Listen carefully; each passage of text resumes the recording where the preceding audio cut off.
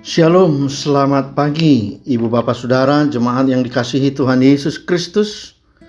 Marilah kita memulai ibadah hari ini, Sabtu 19 Februari 2022. Kita berdoa.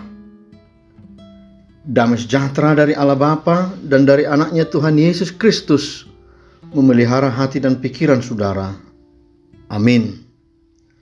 Firman Tuhan renungan untuk kita hari ini tertulis dalam kitab Injil Markus pasal 9 ayat 7. Maka datanglah awan menaungi mereka, dan dari dalam awan itu terdengar suara, "Inilah anak yang kukasihi, dengarkanlah dia." Hidup ini tidak selamanya berjalan mulus.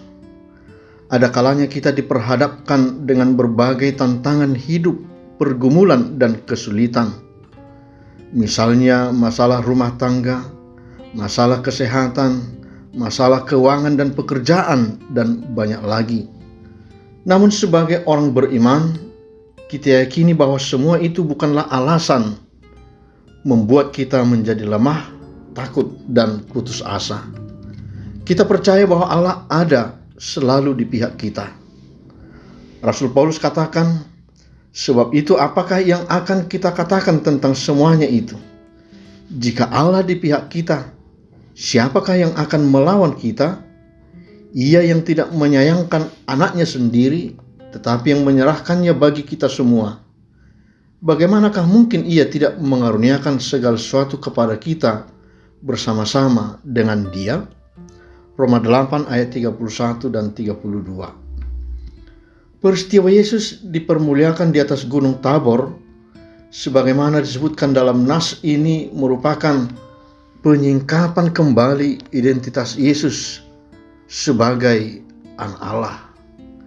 Peristiwa ini sejatinya ditujukan kepada para murid dan tentunya juga kepada kita saat ini, utamanya orang-orang yang berada dalam kebingungan dan dalam kebimbangan, yaitu orang-orang yang tidak percaya akan kehadiran Yesus di dalam hidupnya. Sama seperti ungkapan seorang ayah dalam lanjutan nas renungan hari ini, ketika anaknya yang kerasukan roh hendak disembuhkan Yesus.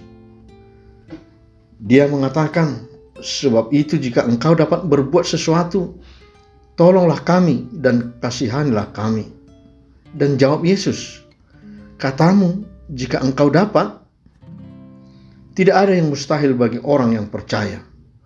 Segera ayah anak itu berteriak, "Aku percaya, tolonglah aku yang tidak percaya ini." Saudara yang dikasihi Tuhan Yesus Kristus, sebagaimana ungkapan dalam nas ini, "Inilah anak yang kukasihi, dengarkanlah dia."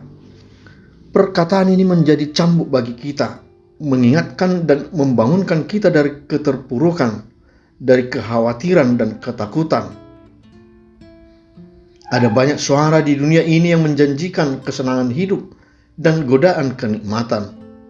Namun hanya ada satu suara yang benar-benar menjamin kebahagiaan sejati, yaitu suara Tuhan Yesus.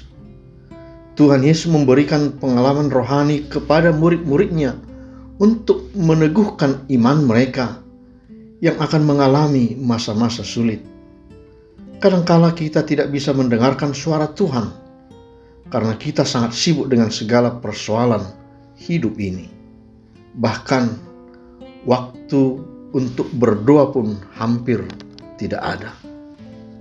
Seruan firman Tuhan hari ini mengajak kita untuk fokus, memusatkan hati dan pikiran, memusatkan tenaga dan perilaku kepada setiap perkataan Tuhan yang kita pernah dengarkan dan terima. Karenanya, perhatikan dan cermatilah setiap pengalaman hidupmu. Sesungguhnya di sana ada rencana Tuhan Allah. Sesungguhnya di sana ada Allah ikut campur tangan. Asal saja kita selalu dengar-dengaran akan firman-Nya. Itulah jaminan hidup dan kebahagiaan kita. Percayalah. Amin. Mari kita berdoa.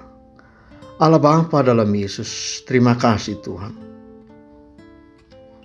Ajari kami dan kuatkan kami untuk dapat mengerti, memahami setiap kehidupan kami, bahwa sesungguhnya Engkau hadir di sana. Tolong kami Tuhan, supaya kami boleh kuat dan tidak goyah, dan selalu mengandalkan iman percaya kami, bahwa Tuhanlah yang kami dengarkan. Tuhanlah yang menjadi pusat kehidupan, pusat perhatian kami. Kami serahkan hidup kami dalam kasih penyertaan. Dalam nama Yesus. Amin. Anugerah Tuhan kita Yesus Kristus, kasih setia Allah Bapa, dan persekutuan dengan Roh Kudus menyertai saudara sekalian. Amin.